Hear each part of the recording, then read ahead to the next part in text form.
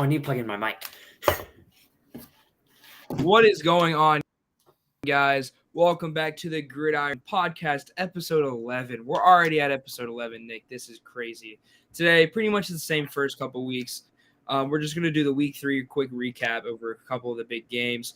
Week 4 preview, my top 10 teams, Nick's MVP ladder, and of course, our game predictions with a few of our overreaction predictions that Nick has come up for us this week. So, Nick, you ready to get started? Yep, let's get this pod going. So, let me pull up some stuff. So, we're just going over a quick recap of the games from the previous week. So, Steelers-Browns. We both picked the Steelers. The Browns won 29-17. Honestly, that game feels so long ago, but it was only 6 days ago. But it was a pretty close game most of the way. The Browns did score at the end off like a fumble return on the laterals. But anyway, that was a good game. Just the Steelers offense couldn't get it going in the second half. Bears beat the Texans on Sunday 23-20 off a game where the quarterbacks both looked very sloppy, turning the ball over a lot. But the Bears were able to get the win. Their number one didn't play super good. We were still able to get the win because of the defense and that late interception by Roquan, then the game-winning field goal. And our run game was very good, so that was good to see. Titans played the Raiders. The Titans won 24-22. What I basically saw from this game is it felt like the Raiders got to the red zone so many times they just couldn't capitalize, and the Titans ended up winning 24-22. Colts beat the Chiefs, upset of the week. Colts 20, Chiefs 17. Oh, we're going to have some fun things to talk about coming up, but do you want to say anything about this game, Colts Chiefs? I'm a little surprised to see how emotional Patrick Mahomes got during the game, because I've never seen Patrick Mahomes get that upset visibly towards the coaching staff like that. So clearly the Colts defense was causing him some trouble. But it was actually a really good game. I need to see more out of Jonathan Taylor because he's kind of been underwhelming this first part of the year, and I want to see more. This was a very fun ending to the next game. Dolphins beat the Bills 21-19. So to get it started, what did you think of the butt punt? So the punter that did that is Thomas Morstead, one of the greatest punters of all time, former New Orleans Saint. Poor guy was backed up at the half-yard line. What a punt, man. I don't know. He deserves like a trophy. You know who's the most happy about this? Mark Sanchez. Because now he is the only person to say that like he's never had something to do with like a butt in football, because, you know, the butt fumble when Mark Sanchez ran a quarterback draw and just ran right into his offensive lineman. But Thomas Morstead kicked a football. What? It looks photoshopped, but I can't believe it actually happened in the game. W moment for the Dolphins. Good W win for them. What a game. Bills kind of sold. And the next moment we have to talk about from this game is Ken Dorsey, the Bills offensive coordinator, absolutely going bananas in the booth. He was mad. So back to the butt punt. When it first happened, I wanted the Dolphins to win because I picked them. I changed my pick to them after the Bills' injuries on defense. So I was so pissed when that punt happened. I was like, what is going on? The ball just goes straight up in the air. And then I saw the replay and was like, oh. And then I was still pissed. And then after the game, when the Bills lost, I went back and watched it. I thought it was absolutely hilarious that happened. But anyway, then to Ken Dorsey. What was that? Just throwing stuff all over the place, slamming everything. Yeah, that was crazy. That was a little too much. NFL's can definitely slap him on the wrist with a big fine. That's pretty funny. But anyway, on to the next game. Lions-Vikings. Vikings beat the Lions 28-24. To be honest, I didn't see too much of this game. It just feels like Dan Campbell was getting some heat, I saw, for a decision he made late in the game. I think it was to kick a field goal in a certain moment at the end of the game. Do you know what I'm talking about? It was like 4th and 3. And yeah, something happened. It was like just past mid-territory, and he decided to kick a field goal, be a little bit more conservative, because they still had a chance to win if they stopped stop the Vikings offense. but he decided to kick the field goal instead of trying to go for it and try to win the game, which I respect. I mean, not going to get on him for that. On to the next game, though. The Ravens beat the Patriots. Patriots stayed in the game. Ravens won 37-26, though, just because the Patriots started turning the ball over at the end of the game, and that ultimately cost them.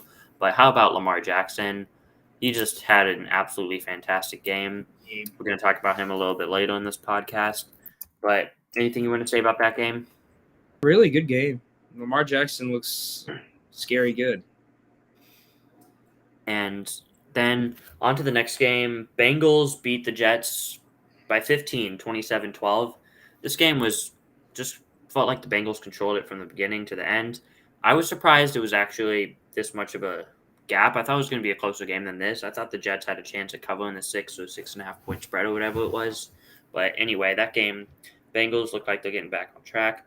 Eagles beat the Commanders 24-8. This was just a butt whooping from the start, and the Eagles are looking like they're just going to run away with that division this year unless the Eagles just fall off and the Cowboys start to get it going. But anyway, on to the next game, and I realize I need to put the caption up real quick. NFL Week recap caption. Next game was Saints-Panthers.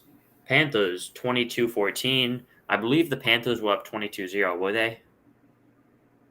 Panthers with an absolute just butt whooping on New Orleans. Yeah. Winston, I know you were complaining about him. He threw for a lot of yards, but I assume a lot of that was late in the game, garbage time. Yeah. That was a rough game. I have some choice words. We'll talk about the Saints and their little quarterback situation in a minute. But overall, the defense looked good. Looked really, really good. It's just when your offense is going 3 and out, 3 and out, 3 and out, 3 and out every single drive without, giving your defense time to rest, it's going to wear them out. And eventually the field position game is going to go up against the defense, and the defense just couldn't win the game for them. But Baker looked decent. He looked a little shaky sometimes. Good improvement from overall just from the Panthers as a whole. Defense. Their defense looks really good. It's really young, really good. I was wrong about their Panthers defense. It's actually pretty decent. Just came to my mind.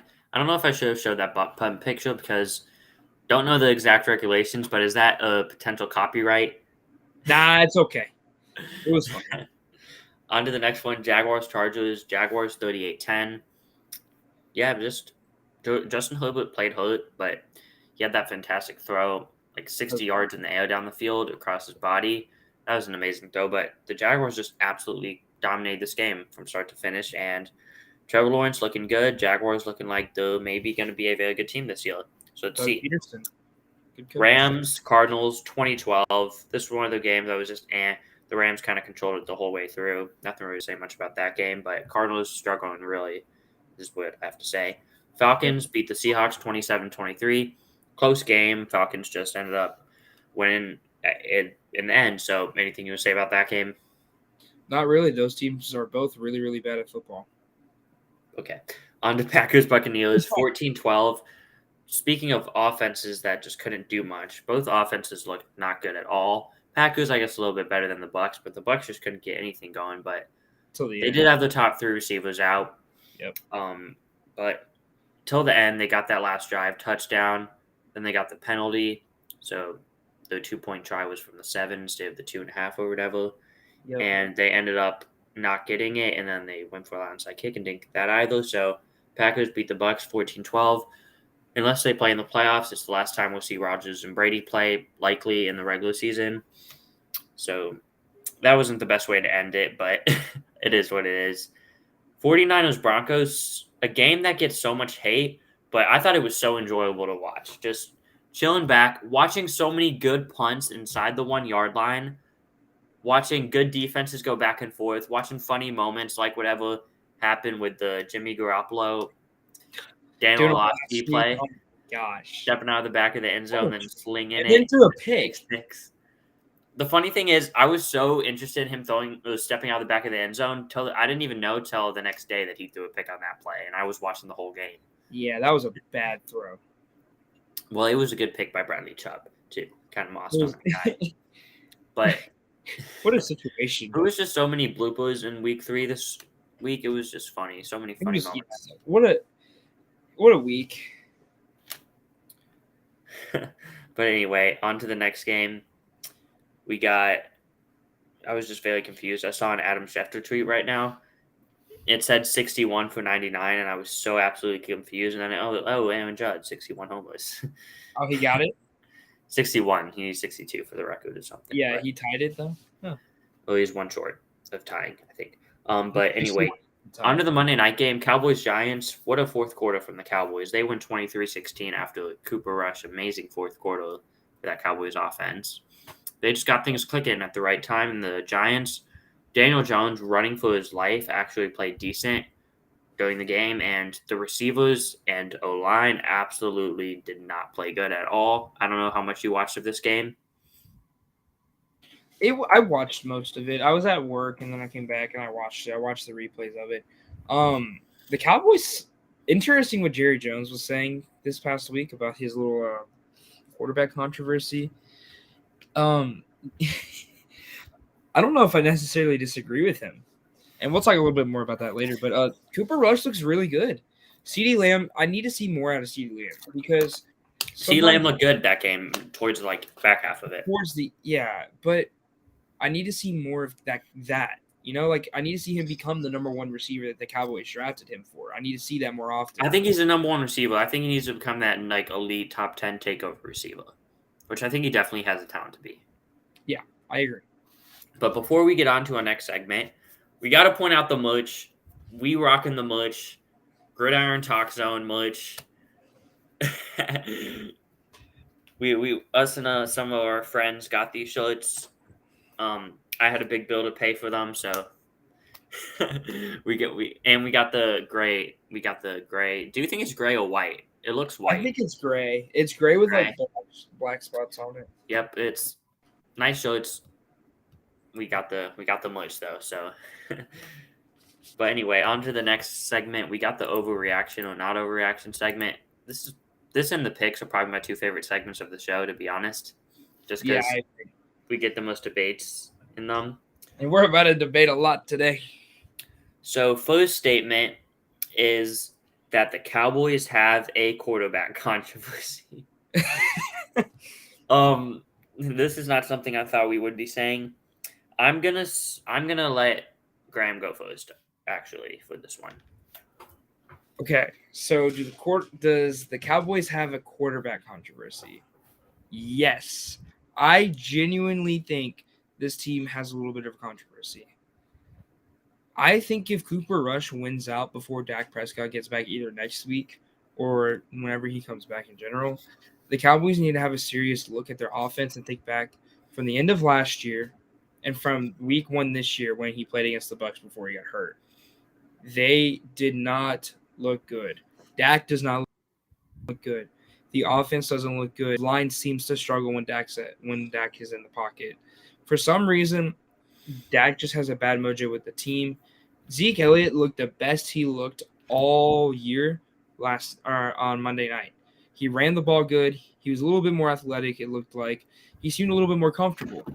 And I don't think that's just because he just turned it on that game. I think it's because Cooper Rush was the quarterback. I think Cooper Rush brings a different style to the team. He's kind of quiet, a little bit more mellow. We all saw that video of him running into the locker room before the interview. He just wants to play quarterback and get out. And I think that's something that the Cowboys need to look into. Nick. Okay. That would be funny. Overreaction. The Cowboys have a quarterback controversy as an overreaction. Here's why. They've scored 20 points with Cooper Rush, and this week they scored 23 points with Cooper Rush. Week 1, I know it looked bad. It was week 1, though, against the Buccaneers defense, arguably the top defense in football. You're paying Dak all this money. He's a better quarterback than Cooper Rush. You were very unhealthy week 1. You're still trying to get back healthy, but once you get back healthy, Kyler Moore, Dak Prescott, CeeDee Lamb, Michael Gallup, still got Zach Martin. He's healthy, though. Tyler Smith gets some reps in at tackle. I feel like this team is going to get going offensively. I don't think they're going to be arguably the best offense in football like they were last year, but I think they're going to be a top 10 to 15 offense.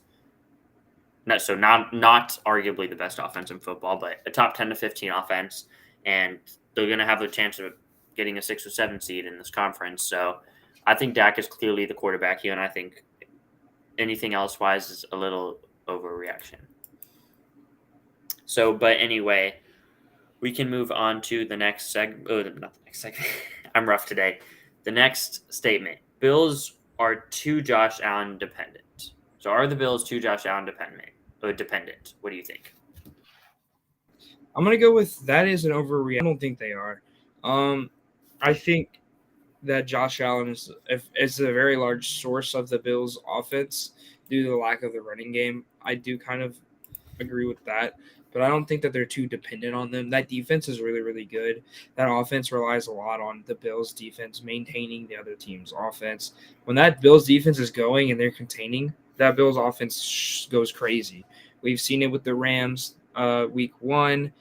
And we saw it against the Dolphins this week when they started letting up the big plays to Waddle and the big plays to Hill, and then Gesicki got a play. You started to see this would regress, and the offense couldn't keep up that week. So it isn't really that Josh Allen is dependable. It's just that the Bills need to click at all cylinders together to be the best team in football. I just realized something. Like if you go on YouTube, we have a couple 3 chat messages, but they're not showing up for us through here. So. Oh well. But anyway, so I think this is not an overreaction. I think the Bills are way too Josh Allen dependent. That's the reason why I didn't have them in the Super Bowl going into the year, and I'm still confident in that take. By the way, still confident that the Bills are not going to be in the Super Bowl. But I think when your quarterback throws 63 times and you still only score 19 points, that's just the evidence that you're too Josh Allen dependent. Khalil Shakir. I thought he was good in the preseason. He hasn't got a catch in the regular season. He needs to get in the game. I think he should be the main slot receiver. Diggs has been playing out of his mind. Gabe Davis, all right, but the O-line, I feel, is what makes the O-line lack of elite O-line play, just solid O-line play, and lack of run game, I think, is what makes them too Josh Allen dependent. Josh Allen is the best runner, and he's the quarterback. And it's not like where they're trying to make him be like the main rushing part of the offense. It's just that's how it is because they don't have much other talent. So I think they're too Josh Allen dependent, and I don't really see a way they could fix that. I don't think the run game is just all of a sudden going to click, and they don't have the top-end O-line players. So I feel that they're just going to be too Josh Allen dependent, and that's going to come back to bite them at the end of the year. But this will probably be clipped, and we'll see if I'm wrong or not. But on to the next statement. We got the Saints. The Saints should seek a trade for a quarterback. Overreaction or not? I'll start on this one. I'm going to say that's not an overreaction, and I'm going to throw out some names. Obviously, you can't trade for Jimmy G now because, 1, Jameis might be better than Jimmy G. 2, Jimmy G is the starting quarterback for the Niners. So I'm looking at Mr. Gardner Minshew sitting there backing up Jalen Hurts in Philadelphia. 1, I don't think the Eagles would trade Gardner Minshew just because he's a valuable backup, and they already cut Carson Strong, who they just drafted. By the way, New Orleans signed Carson Strong. Give my guy from Nevada a chance to at least show if he can compete and maybe win a third backup string job there.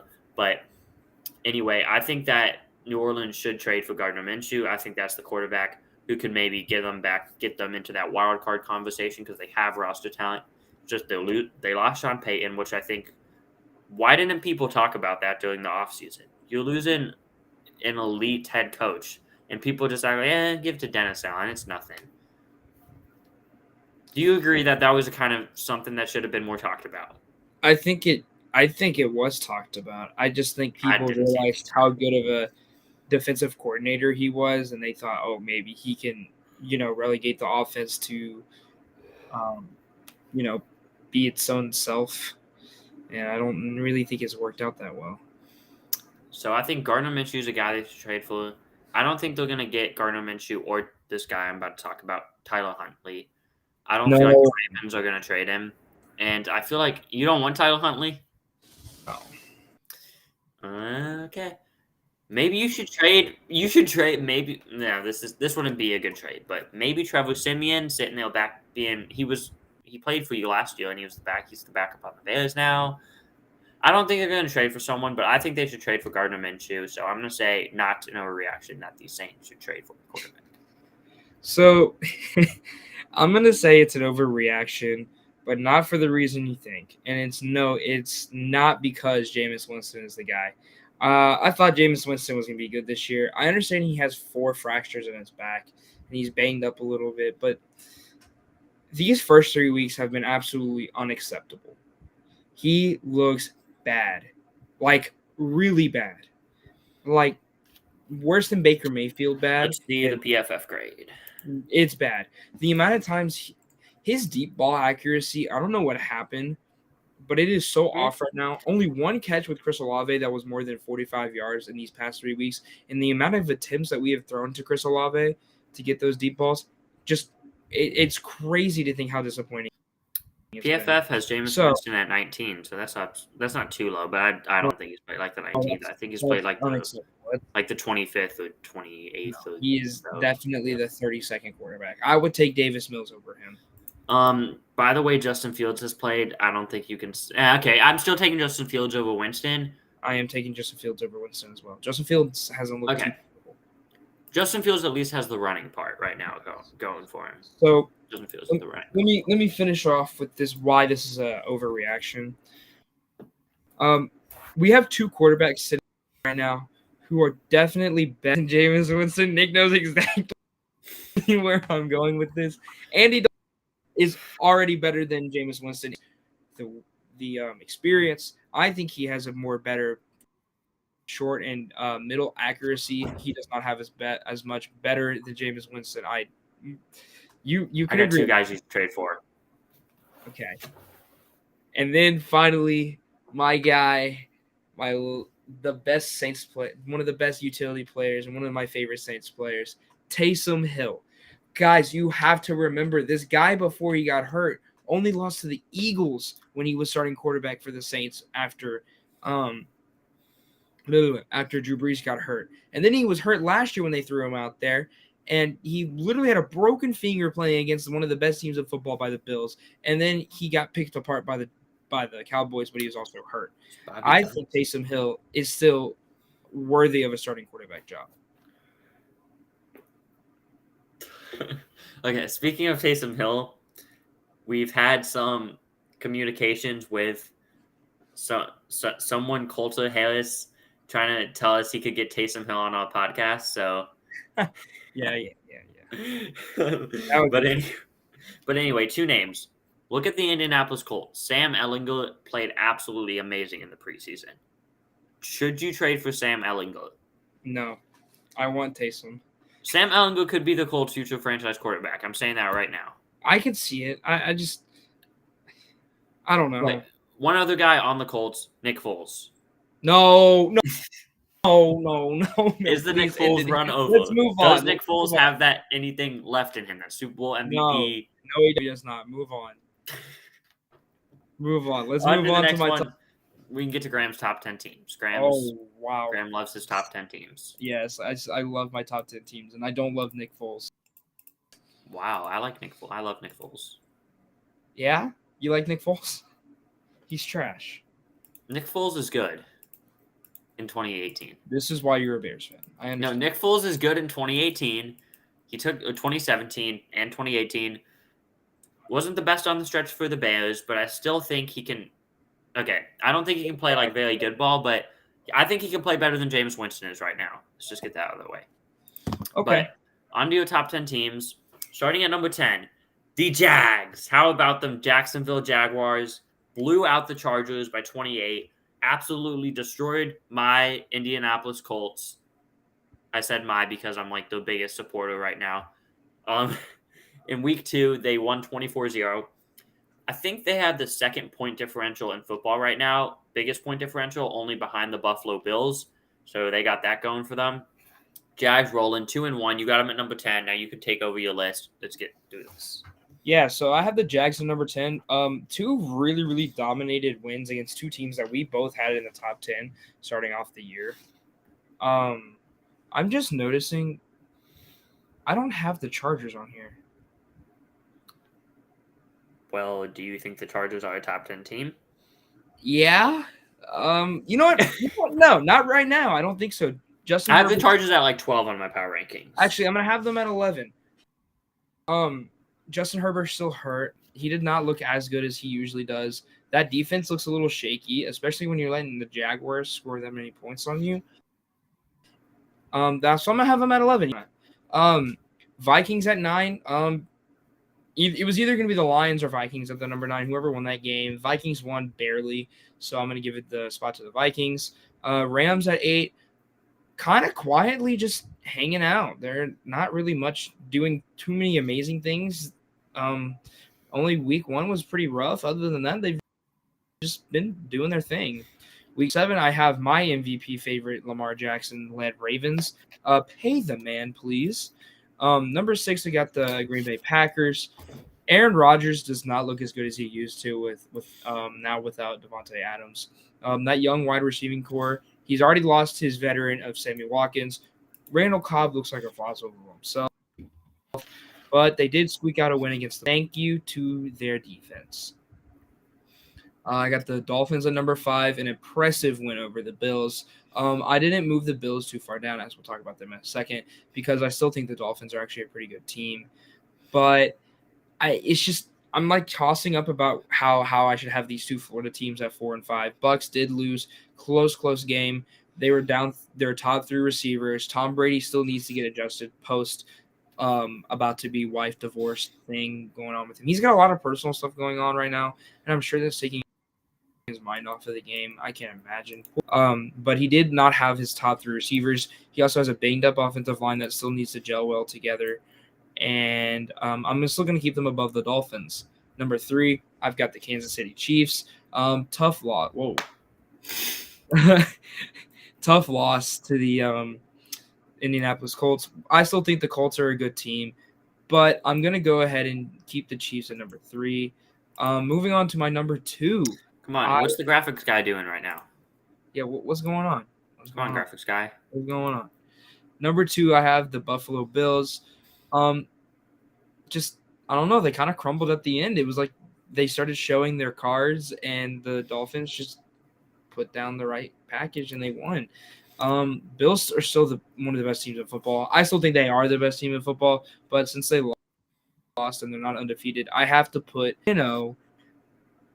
Philadelphia Eagles. When was the last time the Eagles were the best team in football? Right now. What? Other than this, 2018. Yeah, 2018. 2017. Yeah. 2017 was the Eagles. Well, I haven't thought the last 2 weeks, but I guess best team. This team is good.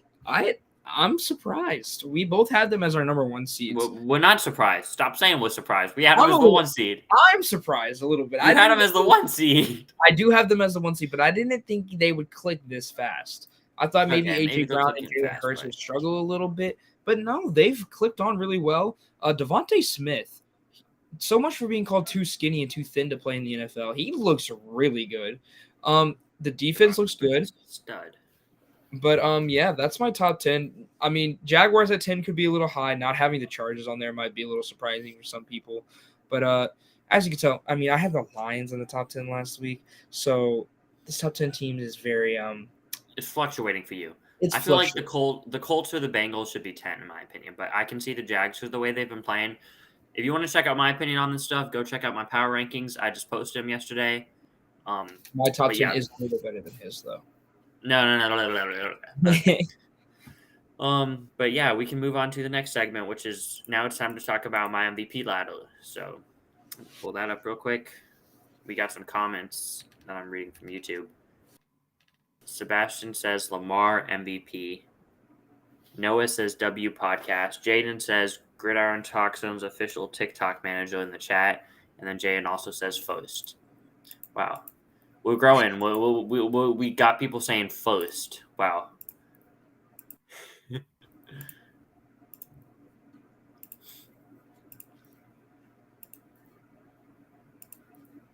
So my MVP ladder, we have a new number 1, by the way.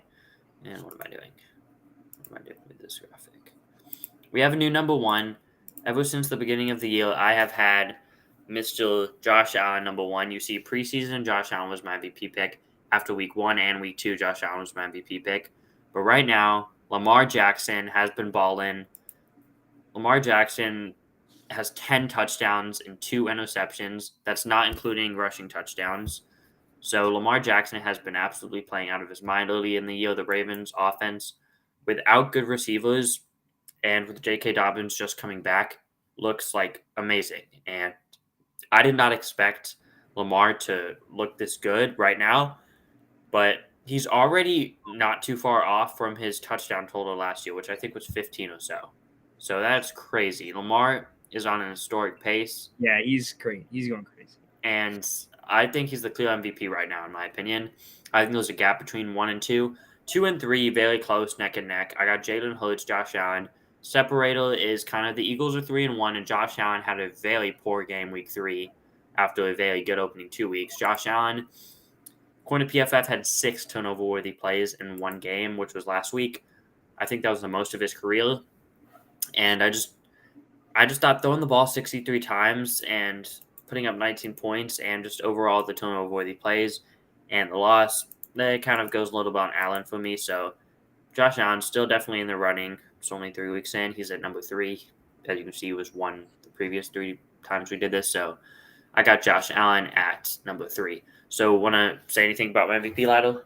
I'll just say one quick thing. Lamar Jackson, yeah, he's on a historic tear. He's looking absolutely insane. I mean, having a 75-yard passing touchdown and then a 75-yard rushing touchdown in one game, crazy. Wait, he had a 75-yard rushing touchdown? I know he had a rushing touchdown, but I didn't know it was that long. Yeah, that was, yeah. Wow. I don't remember if that was week 2 or the last week. I don't fully remember. But moving on, Jalen Hurts, number 2. I like that. I maybe would have Josh Allen over Jalen Hurts, but these 3 guys I would have just in a little bit different order. I completely agree with you, Nick. Everything he says pretty much is on the spot. Josh Allen, he looked a little bit vulnerable. He never plays good in Florida, though, anyways. It seems like a lot of the star quarterbacks don't play good in Florida. I'll have to look into that. On to the next thing. What are we most looking forward to this week? Honestly, I'm just going to do this off the spot because nothing came to mind.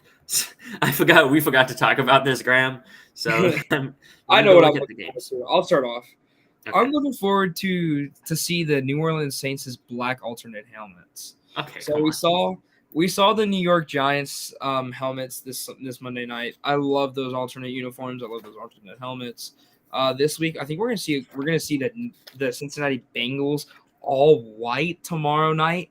They got the white painted end zones. They got the white painted center logo, and then the all white uniforms. Oh, I'm so excited. Those uniforms look clean. I'm super excited. And then I'm excited to see what the Saints do with their all black helmet.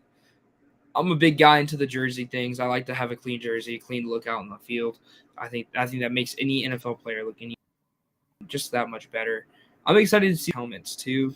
But yeah, that's what I'm looking forward to, is to see the swag. Wait, are the Bears orange helmets? No, they're not till week. They're not till weeks. Yeah, but I'm just Washington. in general. Denver Dallas week 8 or 9. Yep. What I'm looking most forward to, you're over here talking about uniforms. Hello, Brady Mahomes are playing Sunday night, like part 5, I think. I think they're 2 and 2 versus each other. Let me look that up real quick. Patrick Mahomes versus. Yes, they are 2 and 2. No, they played 5 times. Oh, is it 3 and 2 Brady then? Right? Because Mahomes and the Chiefs beat Brady once in the regular season. Brady the other one. Then Brady's won both playoff times, and then Mahomes beat him once. So it's 3-2. Yeah. 3-2 overall, Brady versus Mahomes, including playoffs. I think that's including playoffs. So part 6, Brady Mahomes, likely the last time, unless you think these teams are playing the Super Bowl, which would be good to see, but I don't necessarily think it's going to happen. But come on, historic matchup. Is my cat meowing? Okay, never mind. So anyway, GOAT Tom Brady versus. They've been saying this like the last 3 times, but future GOAT? Question mark. I don't know. I just saw an alert on my phone that Joey Bosa's on IR. I did not know that. Who? Joey Bosa? But sorry. Yeah, I knew Joey Bosa. Yeah, just went on IR. Chargers injuries are really hurting him. Joey Bosa, Jalen Guyton, and Rashawn Slater out for the year. Yeah. Maybe not. Sorry, we're getting off track. No, I think he will be. Mahomes. Who? The future GOAT. Oh, maybe. Okay, yes. But anyway, that was not okay. That was just more of like a hypothetical. But I answered it. In the offseason, we'll do all-time quarterback rankings, and Graham can talk more about Patrick Mahomes' future projection and nail. So tune in for that podcast in like 6 months or so. Yeah. But anyway, on to the picks. Oh, here we go. On to the week 4 picks. As you can see, I had a 10-6 last week. Graham had 6-10 week, so I am now up by 4 games in pick 'em. I'm chilling at 3-0 in the upset of the week record. I had the Colts beating the Chiefs last week, so if you knew, the way that works is the biggest underdog push spread that we have winning. So it's hard to explain. And so we look at all our underdogs, and whichever one's the biggest underdog per the spread, that's the upset of the week. Yep. So we're not even supposed to be getting these right because they're big upsets. So pretty impressive. All right, you ready to start it off? Yeah, you can start it off. All right, cool. So I'm gonna go I'll go down the first row, and then you'll go down the second row. We'll do that. Bengals and Dolphins. We both have the Bengals winning. I personally think that this is the time where the Bengals are going to start, getting the ball rolling, looking really good. I'm a little worried about their cornerbacks situation. They're a little light there. I mean, Eli Apple's your number 2 cornerback, and that is burnt toast. And I am very nervous for him as he's going up against Jalen Waddle and Tyreek Hill. But I think Tua may struggle because that D line in that front 7 as a whole is pretty good. Moving on, we both have the Vikings beating the Saints in London, starting at like 9:30 in the morning. I'm going to have to get up early and watch this team lose. But no, the Vikings are just a much better team than the Saints. Saints struggling right now. Excited to see all black. Excited to see the black helmets. But yeah, other than that. Okay, so I want to add a couple things. First off topic, we talked about this earlier on the pod, but that Aaron Judge homer, it did tie the record. So 62 breaks the record. But anyway, back to the football. Bengals, Dolphins, I think this is a 50-50 game. You literally could flip a coin on it. I'm taking the Bengals, though. They're in the all-white uniforms at home. Dolphins coming off a big win. Butt punt, Ken Dorsey, temper tantrum. Short week. Well, short week for both teams. Crazy things can happen. It feels like the Bengals it feels like the Dolphins got to drop one. It feels like the Bengals, it's a big chance at home to get this win. All-white uniforms, according to Graham. The Bengals field reporter, the Bengals field will be white tomorrow, so you got that going for them. But Vikings Saints, I'm all over the Vikings this one. And now the Saints have injury news. Saints been on vacation in London since like Monday. Vikings just getting there a little late, so maybe that Vikings have to get adjusted to the time. But then the Saints, they've been just chilling out in London, so I don't know which way that swings. But anyway, on to the next game. I'll let you take back over. We have this one different. Falcons, Browns. Yep. Flex it to prime time. Yep. Flex it to prime time. Brady Mahomes can be on the Sunday noon on CBS. Yeah. I have the Falcons winning. The Browns, for some reason, struggle against the run game, and Cardell Patterson is 3rd in the league in rushing yards. I think he'll have a field day, and I think they're going to rely on Cardell Patterson and then Marcus Mariota's legs, and I think they're going to win. What about you? Why do you have the Browns winning? Because the Browns are the Browns. The Browns, led by Nick Chubb. That Falcons run defense versus Nick Chubb absolutely scares me. Jacoby Brissett is playing better ball than Mariota right now. I trust the Browns defense more than the Falcons. This game isn't Atlanta, so that goes for them. But, hey, I just feel like the Browns, time to prepare for this game. I don't know if Myles Garrett is playing, and whether he plays or not, I still feel confident in the Browns beating the Falcons. So we pretty much have the same reason, but different teams winning. You have Nick Chubb's run game, and I have Cardell Patterson's run game. That is so weird, the fact that I'm saying Cardell Patterson has a run. Anyways, moving on. We have the Cowboys. Cowboys against Clutch. the Washington Commanders. Cooper Clutch. I actually had the Cowboys winning this game, and so does Nick. I think we can both agree Washington looks bad. Washington, I don't know what happened. Like, they looked – I guess they squeaked by the Jags week 1. They squeaked by the Jags week 1, then they just got blown out. Like, Ron Rivera is on the hot seat. I feel like this team – I expected them to be in that playoff conversation, 8 to 9 wins. Maybe they can get there, but right now it's not looking so good. But something's got to click. Something's got to click. This could be the game and they start to get things clicking, but I don't think so. I think they're going into Jerry's world, Cooper Clutch. I almost said Kupp's Cooper gonna have Kupp. a good day. Cooper Rush is looking good right now in the fourth quarter. So 50-50 game. Give me the boys at home. Onto the Seahawks Lions. Geno Smith versus Jared Goff. Okay, here's my logic. I have the Seahawks winning. Graham has the Lions. This is actually my upset of the week because the Seahawks are 4-point underdogs.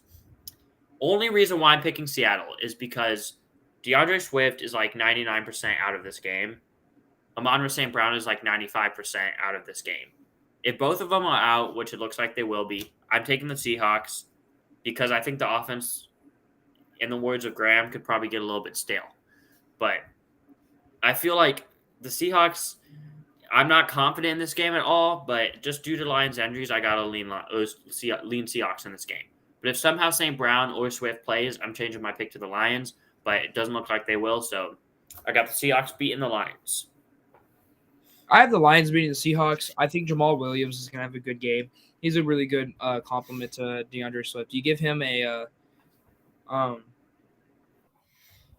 him a full game, let him run the rock and maybe Jared Goff can get some downfield throws and play action, open the field up a little bit. I think the Lions are just a good team. The offense is very high powered. Dan Campbell's done a really good job. I think they're just going to beat the Seahawks this week. Seahawks look a little shaky. Geno Smith power against the Broncos seems to be fading away. On to the next game. We got the Colts versus Titans. We both have the Colts. I think this is, I'm not going to say super obvious because Titans could come out and win this game, but I feel good about the Colts in this one. I believe they are in Indy. Yep, they're in Indy. Give me the Colts, the Titans. Bears, Giants. Oh, boy. So here's my reasoning for having the Bears. Both teams are 2-1. Both teams are getting disrespected. Mainly the Bears, in my opinion. Every time the Bears start good, it's, they're the worst blah, blah, blah team in NFL history. I've heard we're the worst 2-1 team in history. 2020, we started 5-1. I heard we were the worst 5-1 team in NFL history. We made the playoffs that year. Will we make it this year? Honestly, I feel better about us making the playoffs before the year, right now, than I did before the year. Not saying we're making the playoffs. I don't think we will, but started 2-1 without passing the football. We're playing football like it's the Jim Thorpe, Don Hudson days, and we're winning. Khalil Herbert, Montgomery, we're run blocking good with the O-line, and we're playing solid defense, especially with the secondary, which is good to have a good secondary in 2022. Especially against Daniel Jones. I'm more confident in the Bears running the ball on the Giants than I am in the Giants' offense versus the Bears. So for that reason, I'm taking the Bears to beat the Giants in MetLife Stadium on everyone's favorite. The turf that everyone hates, MetLife. I agree. I think the Bears are going to win. Justin Fields is going to have a good game. Hopefully. I think him and Darnold Mooney will finally catch on. My dog Benson right here, he agrees with this pick. He is like really excited. As soon as you said Bears, he got excited. Come here, buddy. Can y'all see him? Hello. On to the next game. We're both doubting the Jags. It's just because they're playing the Eagles, like our number one team in football. Got to take the Eagles to beat the Jags. But it wouldn't shock me if the Jags won this game. But this game's in Philly. Eagles are 6.5-point favorites. Give me the Eagles to beat the Jags. Yep. On to the next game. Steelers versus Jets. Zach Wilson, first game back from injury. I don't know what to think of that, but Steelers, I feel, are just the better team than the Jets. Wouldn't shock me if the Jets won, but I'm taking the Steelers. Anything you want to add to this game? Nope. Both teams are bad. Kenny Pickett needs to be playing quarterback. What? Kenny Pickett needs to play quarterback. Oh, boy. Mitch Trubisky is not the problem. The receivers dropping passes last week, and the O-line and Matt Canada is the problem with the Steelers right now. Mitch Trubisky is actually like top 15, I think, in PFF grade. Mitch Trubisky is 14th in PFF grade. That is above Justin Herbert. Now, no, Trubisky is not a better quarterback than Justin Herbert, so I don't know why I just even mentioned that PFF grade. But, yeah, Trubisky, he's not the problem. Definitely not the problem. Just like Daniel Jones is not the problem in New York. When things are not going well, yeah, the whole media just likes to blame the quarterback. On to the next game. Yeah, next game we have the Bills Ravens. For some reason, we accidentally put a star here. We just put a star because it's going to be such a good game. We both have the Bills winning this game. Oh, We both have the Bills winning this game. I think it'll be close. I think Lamar Jackson versus Josh Allen is going to be kind of like a. This game will be like a look into the future of the AFC with Lamar, with Josh Allen, with Joe Burrow, and Patrick Mahomes being the 4 quarterbacks to lead that conference. I think game. Nick agrees. Anything you want to say? I think it's weird that one of these teams are going to be 2-2, but I think the Ravens are going to be 2-2, and I think the Bills will cover the 3-point spread. Give me the Bills in like a 31-23 game, maybe an 8-point game. I think the Bills they're going to bounce back after last week. Yep. Ken Dorsey is going to get his game plan going. Josh Allen's not going to have to throw the ball 63 times, and I just really trust Josh Allen versus this Ravens defense right now. Moving on to the next game, Chargers, Texans. Chargers banged up. Texans, I need to make a change. Texans are in Houston. What? I think I'm gonna change this because I think the Texans are gonna beat the Chargers this week. Mid pod, bro. Yeah, mid pod, bro. Okay. Here's the screen. We can just put Graham's face on the screen right now. That was weird. I'm never doing that again. We're should I talk about why I have? Talk about why you have the Texans beating the Chargers. Yeah, I've got the Texans winning this game because personally, I just saw the Joey Bosa news. I didn't even know that came out. They're injury riddled. That Texans D line is not too terrible. It's pretty good, and Justin Herbert's already banged up.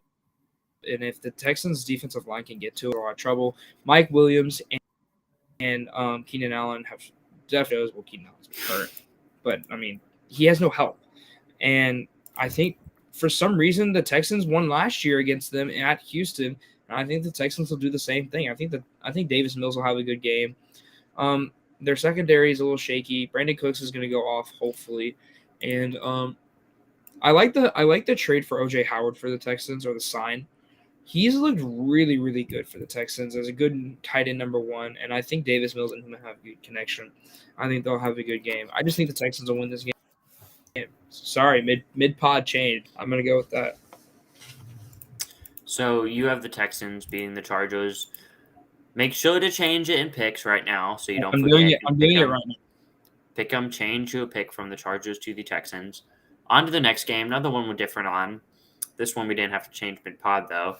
Panthers, Cardinals. I got the Panthers beating the Cardinals. I think the Panthers match up well with the Cardinals. Cardinals still have D-Hop out. Panthers coming off a win. Cardinals not looking too good. Panthers, they competed week 1, week 2, lost both those games, 1 possession. Now they beat New Orleans. J.C. Horn, very good game last week. I feel that the Cardinals are going to have trouble here in Carolina, and I think the Panthers are going to win. Panthers are favored by 1.5. Give me the Panthers to win this game 31-20, and actually an 11-point game. I think the Panthers, I'm pretty confident in this pick. Hopefully it doesn't go wrong, but I got the Panthers beating the Cardinals. Why do you have the Cardinals beating the Panthers? And let me change this graphic. I think I have the Cardinals beating the Panthers. I know is I think Kyler Murray is a better quarterback than Baker Mayfield had. That's really it.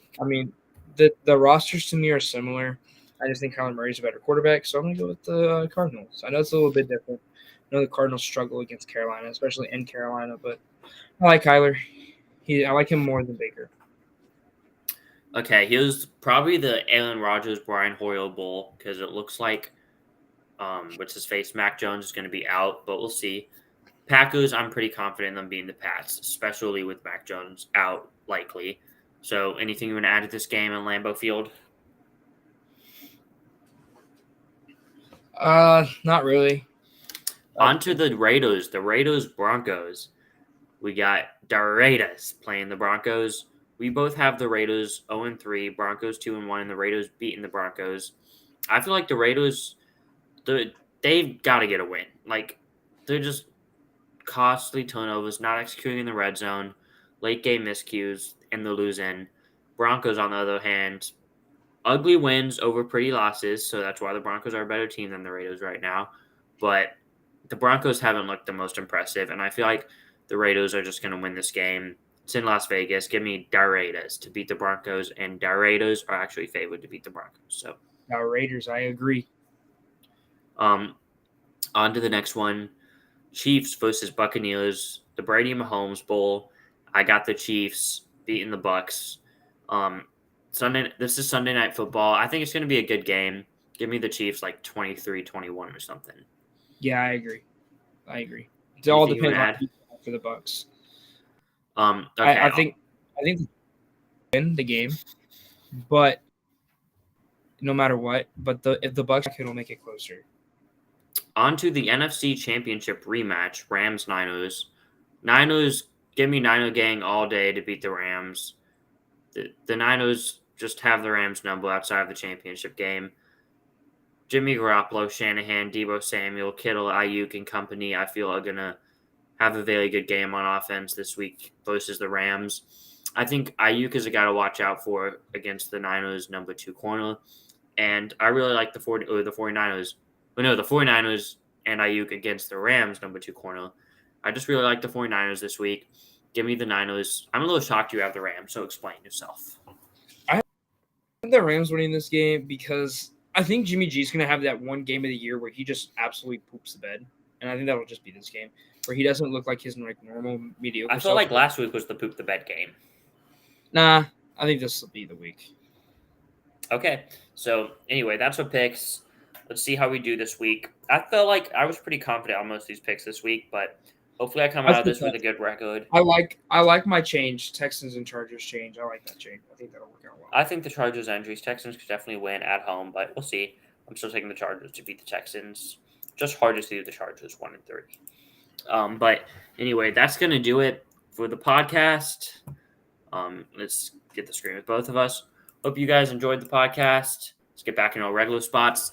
But yeah, anything you want to add before we close it out? Wait, no, but it's going to be about Dan Snyder. But anything other than Dan Snyder you want to add before we end the podcast? FedEx Field is a dump. Did you see that video of the sewage leaking again on the field? I didn't see the FedEx Field. Yes, it actually started leaking again. We need to have a debate. Bears, would you rather play on Soldier Field or FedEx Field? Which one's better? Soldier Field, because FedEx Field has broken railings, and now they've zip tied signs on there saying that you cannot lean on the railings anymore. It's zip tied. It's like it's a joke over there. I'd rather play on Soldier Field. It's also very historic over there. That would be cool. How old is FedEx Field? I mean, it's old enough for it to get torn down with his owner. It's only open since 1997. The Bears. Yes, it's Soldier Field's so old. Soldier Field got redone now. Yeah, it did get remade. But the Bears still might move out of it. Who knows? They But should. Anyway, that'll wrap up the podcast. Hope y'all enjoyed. Tune in next week. We're gonna ramp up the content. I'm gonna try to get more videos out than I've been getting out.